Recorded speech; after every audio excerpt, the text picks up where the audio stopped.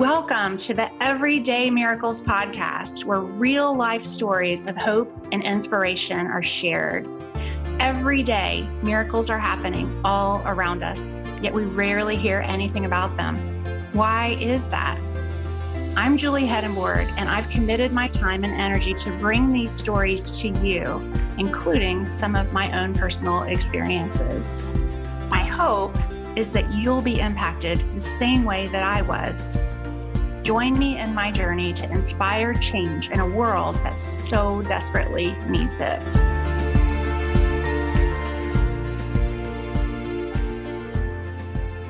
This is Julie. Welcome back. Today I have Mr. Lance Malone, and he is out of Cleveland, Ohio, and he has an amazing story he's going to share with us tonight about an experience that he had. It's been several years, and he does such an amazing job telling his story. I'm just going to hand it straight over to Lance. So Lance, thank you so much for coming on and sharing this testimony with us. Thank you, Julie, for having me and giving me the opportunity to be a blessing into someone else's life. So I'm just glad to be here. Awesome. So I'm sorry, go ahead. Oh, no, go ahead. I understand, was it 2012 or 2013 that you were diagnosed with a pretty serious illness? It was actually in 2012 that I was diagnosed, and it went over into 2013, actually January 12, 2013, when I actually had the official liver transplant. At that time, around November 2012, I was diagnosed with acute chronic liver disease. Wow. So that just came out of the blue. Oh, yeah. And here's what I say that jokingly, only because, you know, me being a workaholic, I was just so used to working. I was so used to doing lands, to doing what I needed to do to survive. And this happened down when I was in Atlanta, Georgia. I had a roommate. We were both working at the same place. I'm not going to say the place because I don't want anybody to be discouraged from working at the place, because this wasn't a work-related injury or medical mishap. Just overworking and feeling like I was getting sick. And all of a sudden, I started to develop jaundice. And I don't know if anyone knows for sure what jaundice is, but where your liver and or kidney can start to shut down and your eyes become yellow, you get real pale, you get sick, it's hard to keep anything down. So throwing up, feeling really weak and fatigued, headaches, not knowing what's going on, dizzy. And here I am again thinking, because I'm a workaholic, I was overworking and just spending too much time at work, right? And sure enough, it was one particular day going into work, and I felt I just couldn't do it anymore. And it was maybe about the end of October, because when I finally made it to the hospital, I was in the hospital maybe 3 weeks. And that's literally day in and day out, 3 weeks, because the doctors weren't quite sure what was going on, why I was getting sick. They ran numerous tests. They ran numerous, they did kidney biopsy, liver biopsy. And it wasn't at first that they found out that I had acute chronic liver disease. They weren't quite sure, because I had no family history. I was not sick. Just all of a sudden, I guess you could say that that's when I started showing signs and symptoms, but not knowing of what. They knew it was more than an average cold. They knew that it wasn't just a fluke. They knew that it wasn't from me not eating good. I'm pretty hefty, I'll say, and well-rounded. So they knew it wasn't from me missing meals that, I was starting to experience some type of reaction for weight loss or anything. And so literally after being in the hospital for about 3 weeks, it was around that third week where they actually kind of figured out, okay, I have acute chronic liver disease. And they're like, why? So as time went on, I spent Thanksgiving 2012 in the hospital, Christmas 2012, New Year's of 2013 in the hospital. Now, during this time, you would hope to have a support system. And I was, being grown, being big me. I'm living life. I'm enjoying it. Decided to move to Atlanta with a friend, and all my support system, my family, was back in Cleveland, Ohio. When I started getting sick and staying in the hospital, and they weren't wanting to let me go because they didn't know exactly what was going on, then my mom and one of my sisters moved down to Atlanta and pretty much stayed in the hospital with me until the doctors could give them an update of what was happening. Wow. Yeah. Yeah. And even with that, I would say before it got to be January 12th, it was probably shortly after Christmas and coming into the new year, I just really started to take a turn for the worse. So what I mean by that, I'm talking about weak, feeling fatigued, but not looking fatigued. I don't know how many people know, but the liver is a major organ in your body. And if that's not working properly, other things won't work properly. So I didn't have ankles, I jokingly say. I had cankles. You couldn't even see my ankles because my feet had swelled up, my legs swelled up, my ankle area swelled up, my kneecaps, you could barely see them. They looked like bulge. I had got to be really heavy, really overweight. My digestive system wasn't working correctly. My liver wasn't working correctly. It was hard to utilize the restroom. That's the number one. And the number two, I did more of the number three, more of the throwing up, if anything, because my liver was not working correctly. It was shutting down as we speak. And before January 12th came, in 2 weeks, mind you, a lot of this happened to where I got deadly sick.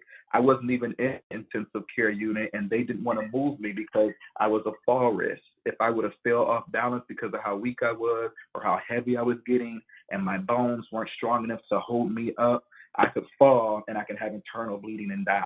It got to be that bad.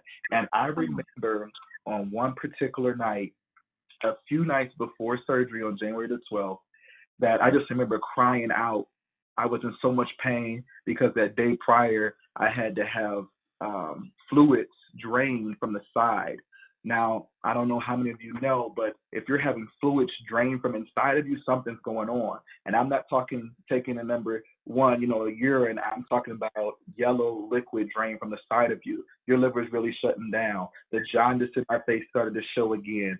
Toxins from my liver started to feed off into my brain, causing me to forget my name or forget how old I was or what to do. And when I say, if anybody's been in the emergency room or been a patient in the hospital, they have the dry erase boards. Before I got to be that sick, I would write my name on it. I would, get up and walk around the room, maybe play on the board. I couldn't do that. At this point, my mom was in the hospital with me, and she had to write everything. So she wrote down what my labs were for the important numbers, what today's date was, what time it was, because at that time I couldn't tell the time. It had got to be that bad where it was my nurse, my mom, or the medical assistant that had to help bathe me. It took 3 people to help get me out of the bed. It got to be to that night where they drained the fluid, a night before I started to just wake up and cry. I sobbed. I wept.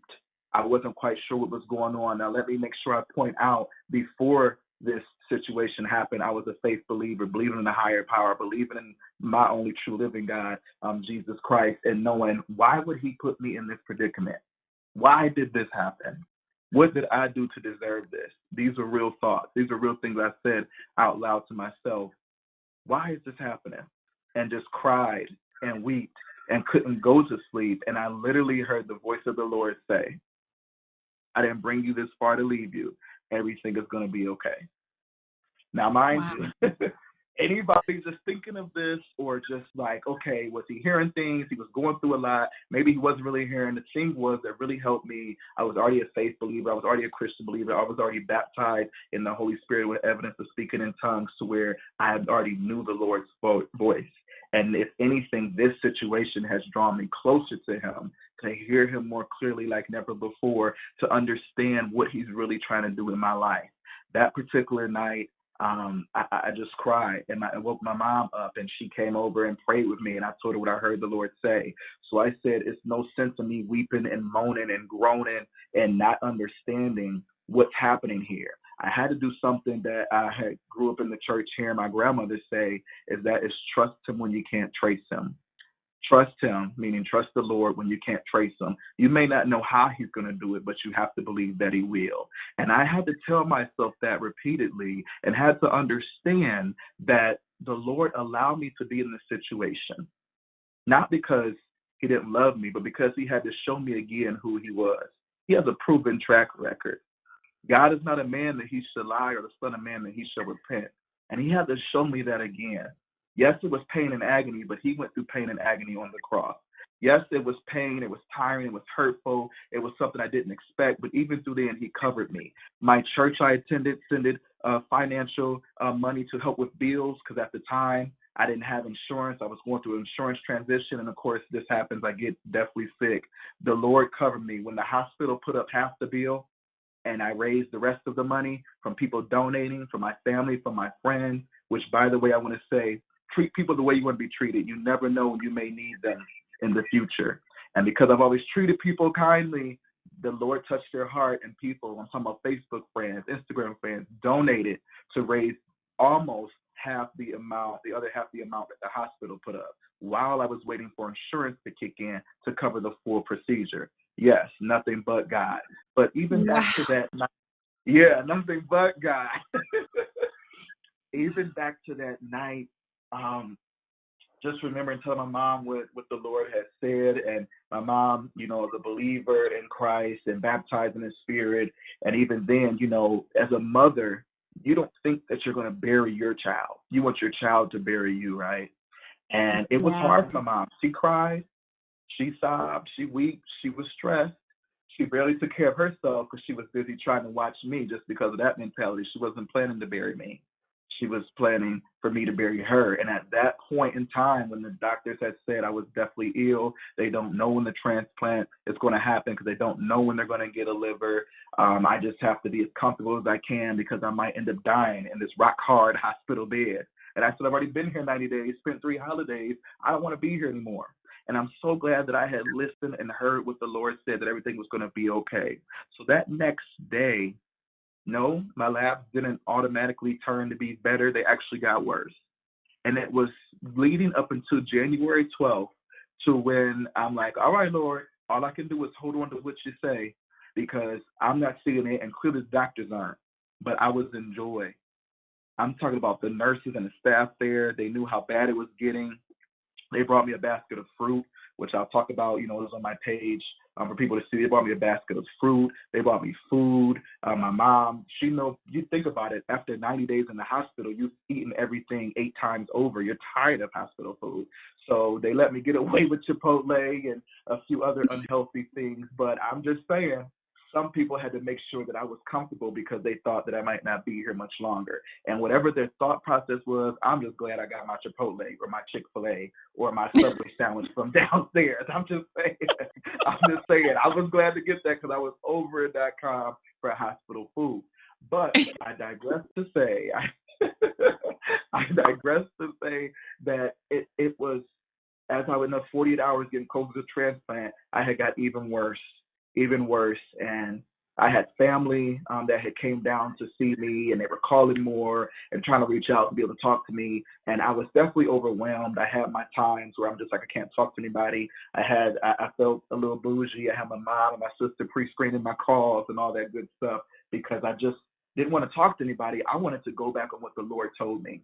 And sometimes you have to take yourself out of the fire, and you can't be around the distractions, the drama, or the extra people. You got to be in your quiet place or your prayer closet and just focus back on Him. And that's what the Lord had to do. I wasn't giving Him enough time. So He had to put me in a position to where I can give Him more time. Remember, for those who serve the same God I do, He's a jealous God. He wants your attention to be on Him. And if you start idolizing other things, other people, other situations, then He's going to become jealous of that. So He might have to test your faith and do something that you would least expect Him to do. But that's when you have to believe that He loves you enough to give you numerous chances. He loves you enough to bring your attention to Him. He loves you enough to give you an opportunity to trust that He'll do what He said He'll do. Again, I say a proven track record. So as I got worse, I remember it being that Friday night, clear as day. The lead doctor, I think you call them staff doctors for the liver transplant team that I had, he came in and said, you have made it to the top of the list. So as soon as we get a liver, because your situation is this bad, your numbers are this horrible, you're at the top of the list. So we're hoping to get a transplant before you die. So you were in potentially the last hours of your life, potentially, according to their report. According to the doctor's report. according to the doctor's report. And I'm so glad I believe God and not man, because God has the first and the last word. And my mom would tell you, my sister would tell you, those last 48 hours, even sometimes throughout, but especially in the last 48 hours, I kept a smile. I was positive. I was trying to move, but I was in pain, but I still was moving, getting up, still trying to help be bathed, like acting like I was living a normal life. I was walking in it. That was the faith. I was walking in it. And that doctor came in and said, the chances of you dying before you get a liver transplant are there, and it could definitely happen. However, this is good news according to him, but it's actually bad. Statistically known, most people who are in a car accident, I'm sorry, I need to say this correctly. Fridays and Saturdays, statistically known, are when the most car accidents happen due to drunk drivers. Yes. And so at that time, an individual, he's a 17-year-old boy whose liver got transplanted in me because he was in a car accident due to a drunk driver. Oh. And so with that being said, yeah, so horrible. But at this stage of me being in the hospital, I was on the top floor. It was a nice room. They knew I had family coming. I had the largest room because I probably, you could say, was the elder on the floor. I had been there the longest consistently. And so literally heard that helicopter land. And it was maybe a half hour, 45 minutes later, the doctor came back in and said, yep, that was your liver getting here. We're going to prep you and get you ready for surgery. Oh, my goodness. So, I know it. I'm like, it's so surreal. It's so surreal. It's so surreal. At that time, I was just like, Lord, I was crying. I'm like, you made it work. And now I'm not through it, but you at least got me to it.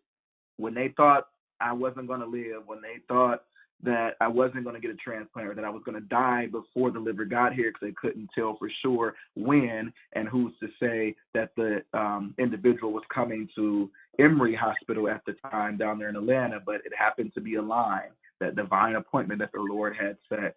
So I had my surgery, and anybody can Google, as you know, surgery, especially extensive of the liver transplant, is definitely a long surgery, over 12 hours. And even after the surgery, you are prone to sleep another 12. I think it was 12 or 13. However, literally, I woke up on the 12th hour of surgery, like literally as they were just finishing. I was waking up with tubes in my throat, trying to talk and move and not know what's going on, kicking and screaming and everything, and I was still in pain. And so they said that was miraculous, because to wake up the hour after surgery, and I spent maybe 3 hours in ICU to where they cleared me to go back up to the general floor, that was nothing but God. Nothing but God. Nothing but God.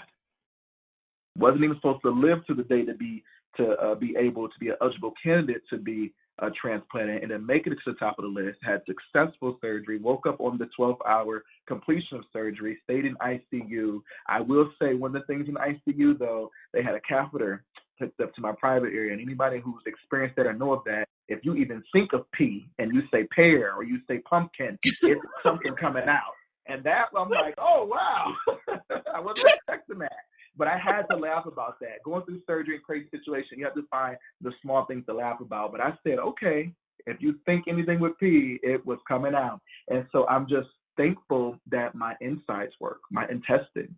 And granted, it was hooked up to a bag, but it's still right after surgery in that 12th hour. That's not something that's normal to happen. That's not something normal to happen. Yeah, you being a nurse, like, you know, and it's like, that was just amazing to me then. So even just getting back up to my room, I still was in the hospital maybe about 2 weeks, or let's say a little less than 2 weeks, but the average time is usually like 3 weeks to a month to recover, and I had made it less than then. My numbers were immaculate. I was eating a little bit more, but during that time, I had this incision. And if you think of Mercedes-Benz sign, think of that circle, and then it has that three parts, so lined down the middle and kind of slanted to the bottom left and then kind of slanted to the bottom right. So take away the circle, and that's the incision that I have on my stomach still to this day. But I point that out right now because there was a time and point where I was healing in that first week, and those were staples. Not scars yet, but staples in my stomach. And I could laugh, but it hurted to laugh. And my sister posted on my page, which I'll say here in just a minute, posted on my page that what we often take for granted, someone else is not able to do. And that reminded me, like I told them, I was cracking jokes, they were cracking jokes, but I didn't want to laugh because it hurt to laugh, almost like it hurt to smile because I was in pain. You never know what somebody's going through just because they have a smile on their face. You got to make sure you treat people with respect, integrity, encourage them on, speak life, speak positivity. And that from that day, from that scenario, and me becoming better a few weeks after, there was still a lot of medication, which I still take to this day. But ultimately, I said, I want to challenge my community, my family, my peers to become better. And that's when my ministry was birthed from there, Become Better Ministries, to where I get to educate, empower, uplift anyone who feels that they want to go forward. My ultimate goal was to help an individual become better health-wise. So mentally, spiritually, emotionally, physically, if you choose to, but anything that you want to do to help become better, get the resources or the access that you need. And I always encourage people, check out my Facebook page. I didn't do it for fame. I didn't even know if I was still going to be living. My sister created a Facebook page called Life, Life, the number 4, and then Lance, Lance, Life for Lance. And it's still there. And you can see the last day that she made a post, which was in March. Now, mind you, I said I was in the hospital from end of October up until March. When she made the last post, when the Lord had allowed me to officially be released from the hospital. I had rejection shortly between January 12th to maybe like February 15th. I had rejection twice and had to go back to the hospital. And at that point, I had to claim, like, Lord, you said, trust you when I can't trace you. You said I have to believe in what you're doing, and I have to have the faith in the unforeseen. And literally, as I was in the hospital, maybe 24 hours when I had the 2 rejections, and the Lord healed me right back again and let me officially be released. It was maybe March 22nd, March 23rd, but that is on my Facebook page. And here I am now. Each year, my mom now says I have a second birthday, which is July 12th, and then my official birthday, March 8th. And so here we are now, May 3rd, 2019, and I'm celebrating 6 years successful post-liver transplant. And I'm just thankful. To God be the glory. I am just blown away. I, as a nurse in the ICU years back, because, I did anesthesia for the bulk of my nursing career, but I remember taking care of people that were in liver failure and how awful it was. It's an awful death. It's an awful death. You feel awful. Like you said, you're swollen, you're discolored, your mental status is often off. You're not, and it's hard for the families because a lot of times the person's personality is really not their true self because of the way everything's going on in your body, with your liver not functioning. So to hear you talk about that, like, to have that kind of attitude, after you heard God speak to you and to be that far into it. I read on your Facebook page, so many ups and downs and pneumonia, all these complications are just on. I mean, it's beautiful what your sister put together on that page. And I love how your ministry was actually born out of this. I didn't say that in the beginning, but you are the founder and the visionary of Become Better Ministries, and I will have all of these listed in the resources. And you're also the manager of HIV Services at Care Alliance Health Center in Cleveland. I know you've talked a lot about, you just have a passion for reaching people that you feel like society's often forgotten about. You work with some people that you said are homeless, and I just love that you're giving back like you are after everything you've been through. And I can't wait to listen to Wake Up with the Sun, SON, weekly on Facebook.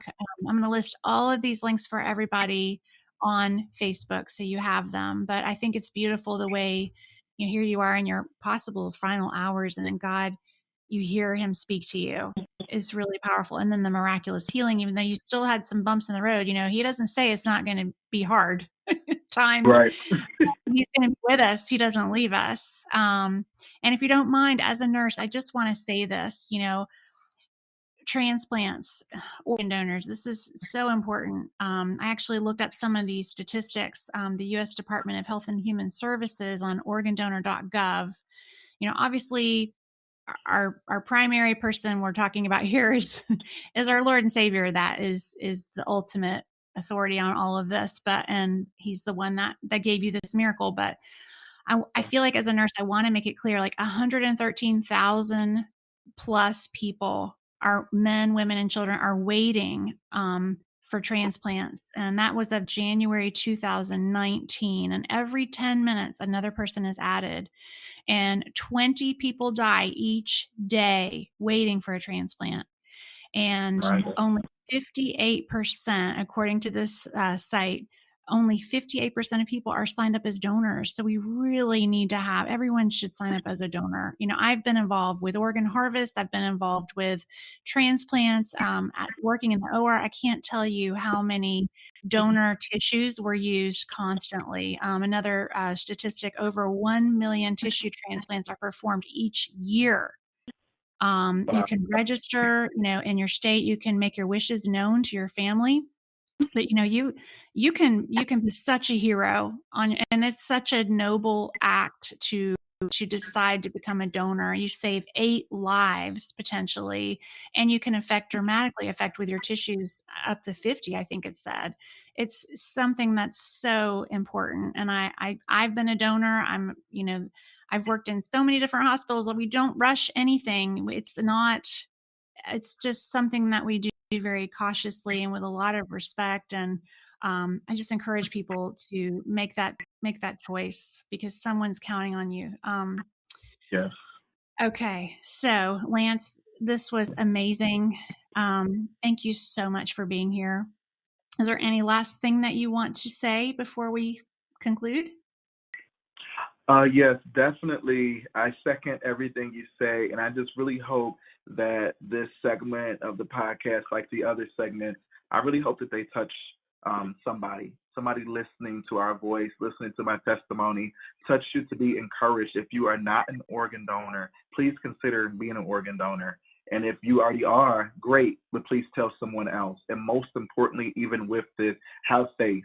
Whether your situation is with a medical miracle you need or just a financial miracle, you've got to trust God when you can't trace him. And truly, you will see that he will provide.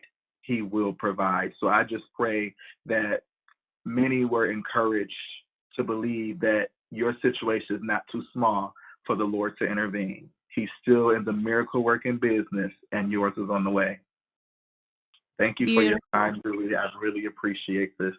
Oh, thank you, Lance. And for those out there listening, if you have a miracle that you would like to share, please reach out to me at everydaymiraclespodcast@gmail.com. Thanks so much.